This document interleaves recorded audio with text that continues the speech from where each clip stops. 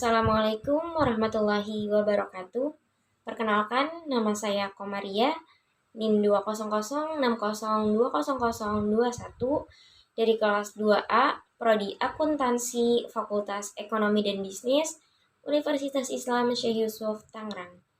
Dalam video kali ini, saya akan membahas tentang tingkat literasi keuangan mahasiswa terhadap perbankan syariah dalam rangka memenuhi tugas evaluasi kegiatan terstruktur atau EKT2 dalam mata kuliah umum Pendidikan Kewarganegaraan yang diampu oleh Bapak Rizal Fahmi, BA, MPD.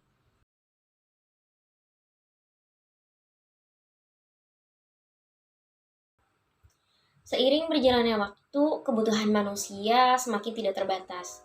Untuk memenuhi segala kebutuhan dan keinginannya, maka manusia harus bekerja keras untuk memperoleh pendapatan. Di zaman yang serba modern ini, seseorang dituntut untuk berpikir realistis dan juga bijak dalam mengambil keputusan terhadap segala bidang yang ada, baik dalam bidang agama, pendidikan, ekonomi, dan juga sosial budaya. Misalnya dalam hal ekonomi. Setelah memperoleh pendapatan, maka seseorang perlu mengelola pendapatan itu dengan baik agar dapat memenuhi segala kebutuhan hidupnya dan dapat membantu segala perencanaan hidup, baik dalam jangka panjang maupun jangka pendek. Pengelolaan keuangan dalam jangka pendek membantu mengendalikan keinginan untuk mengonsumsi produk yang kurang penting atau yang kurang dibutuhkan. Sedangkan pengelolaan keuangan jangka panjang dapat membantu perencanaan masa depan maupun hari tua. Pengelolaan keuangan identik dengan literasi keuangan. Nah, kira-kira apa ya literasi keuangan itu? Menurut Kamus Besar Bahasa Indonesia, literasi adalah kemampuan menulis dan membaca. Sedangkan dalam hal finansial, literasi keuangan adalah kemampuan dan juga kesanggupan seseorang dalam mengelola keuangan. Sedangkan menurut Organization for Economic Cooperation and Development atau OECD, literasi keuangan diartikan sebagai pengetahuan dan juga pemahaman atas konsep dan juga resiko keuangan, berikut keterampilan, motivasi, serta keyakinan untuk menerapkan pengetahuan dan juga pemahaman yang dimiliki dalam rangka membuat keputusan keuangan yang efektif, meningkatkan kesejahteraan keuangan atau financial well-being dari setiap individu ataupun masyarakat, dan juga berpartisipasi dalam segala bidang ekonomi. Literasi keuangan hingga saat ini masih menjadi perhatian khusus bagi pemerintah. Indonesia masih menduduki peringkat yang rendah mengenai literasi keuangannya, yakni berada pada posisi ke-43 di antara 55 negara. Peringkat pertama diraih oleh Singapura dan diikuti oleh Finlandia, Irlandia, Hong Kong, dan Australia. Berbeda dengan literasi perbankan konvensional, literasi perbankan syariah merupakan pengetahuan, keterampilan, serta kecakapan seseorang dalam membuat keputusan mengenai pengelolaan keuangan, baik untuk saat ini maupun di masa yang akan datang, dengan memperhatikan hukum yang sesuai dengan hukum-hukum Islam. Selain itu juga, masyarakat atau mahasiswa terutama diharapkan mampu memahami bahwa kegiatan atau jasa ekonomi yang mengandung unsur-unsur spekulatif, apalagi tidak ada dasar ekonominya, itu adalah merupakan sesuatu yang dilarang dalam sistem ekonomi Islam. Maka dari definisi tersebut, dapat disimpulkan bahwa literasi keuangan syariah adalah pemahaman atau pengetahuan individu dalam mengambil keputusan mengenai pengelolaan keuangan berdasarkan hukum dan juga prinsip Islam yang membawa manfaat, baik untuk saat ini maupun di masa yang akan datang. Lebih dari 87% penduduk Indonesia beragama Islam, industri keuangan dan ekonomi syariah memiliki potensi besar untuk berkembang. Namun meski aset mampu tumbuh 20%, literasi keuangan syariah di tanah air ternyata masih rendah. Literasi keuangan syariah hanya naik tipis dalam 3 tahun dari 8,1% di 2016 menjadi 8,93% di 2019.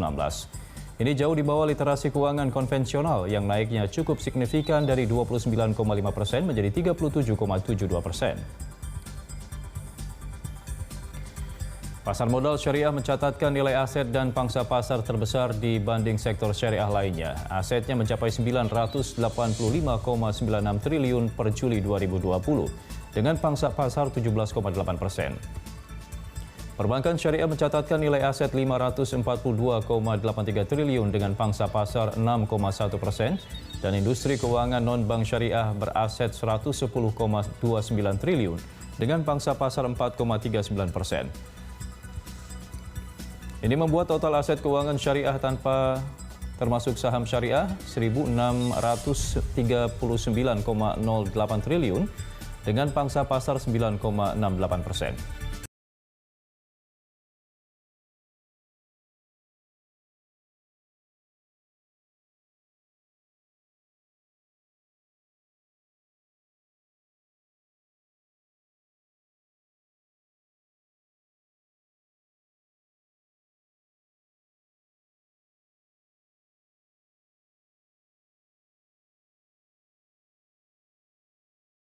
Rendahnya tingkat literasi terhadap keuangan syariah menunjukkan minimnya pengetahuan terhadap jasa keuangan syariah, sehingga membuat masyarakat Indonesia menjadi semakin mudah terpelosok kepada investasi haram yang dilarang oleh agama. Secara khusus, rendahnya literasi keuangan syariah akan menyebabkan kurangnya akses terhadap lembaga keuangan syariah, sehingga akan menghambat pertumbuhan ekonomi. Padahal, ketika tingkat literasi keuangan syariah dalam masyarakat tinggi, maka akan menyebabkan tumbuhnya pembiayaan pembangunan. Hal ini berdasarkan pada kesadaran masyarakat untuk menabung dan juga melakukan investasi pada lembaga keuangan syariah. Sehingga semakin tinggi pula potensi keuangan yang terjadi dalam upaya peningkatan pertumbuhan ekonomi secara menyeluruh. Penelitian yang dilakukan oleh Ayu Krisna, Rofi Rofaida, Mayasari pada tahun 2010 dengan jurnal penelitian analisis tingkat literasi keuangan di kalangan mahasiswa dan faktor-faktor yang mempengaruhinya. Metode penelitian yang digunakan adalah deskriptif survei dan explanatory survei. Subjek pada penelitian ini adalah mahasiswa UPI yang masih aktif dari angkatan 2006 sampai dengan 2008. Faktor yang dianalisis yaitu faktor demografi yang melalui model analisis regresi logistik. Faktor demografi yang diteliti adalah jenis kelamin, usia, asal program studi, pengalaman kerja, IPK, dan lama studi.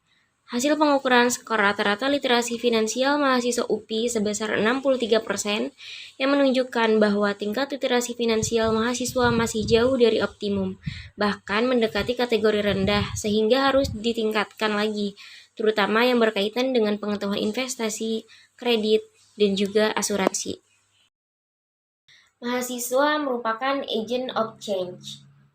Dengan adanya pendidikan tinggi, diharapkan mampu menjadi acuan untuk merengkup dalamnya sumur ilmu pengetahuan dan menjadi tempat untuk mengembangkan keterampilan diri.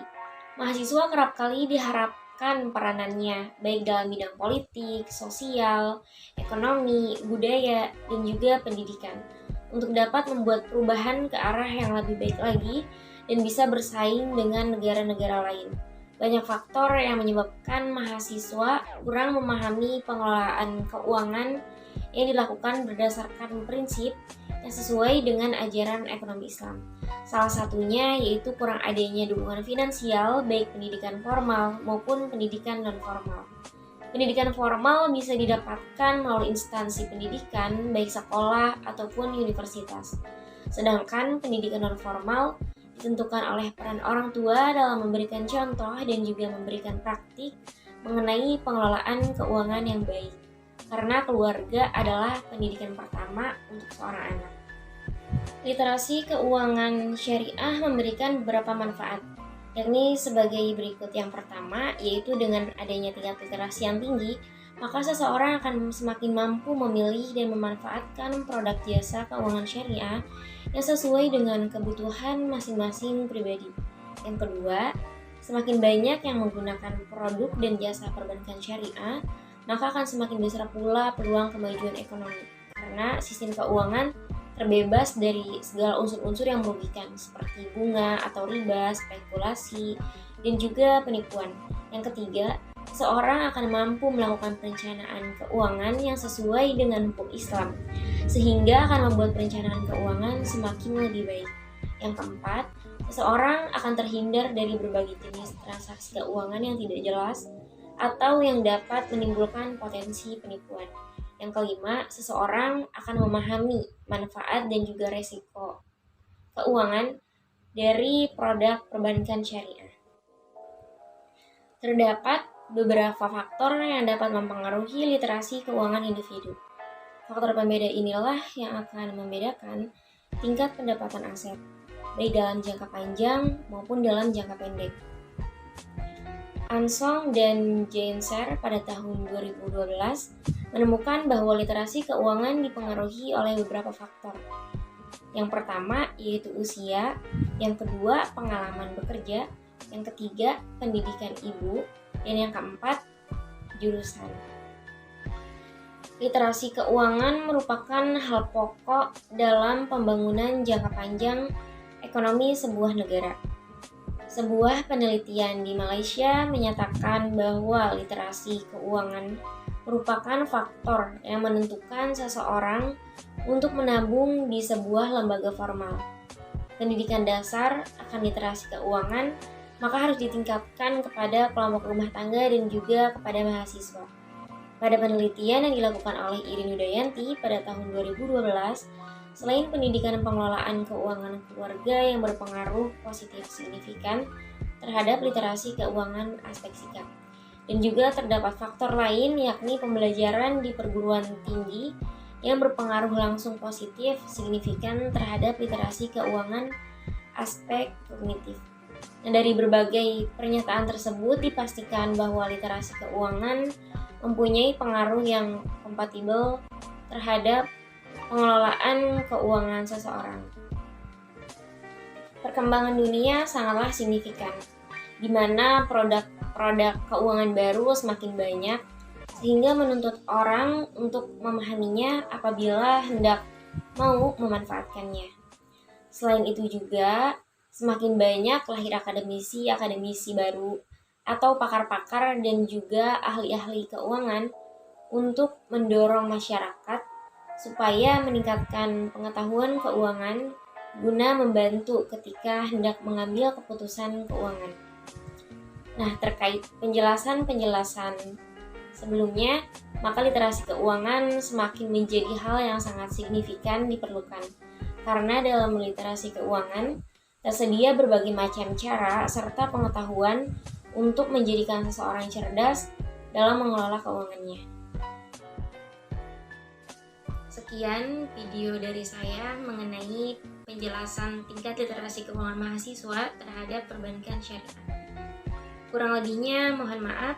Wassalamualaikum warahmatullahi wabarakatuh.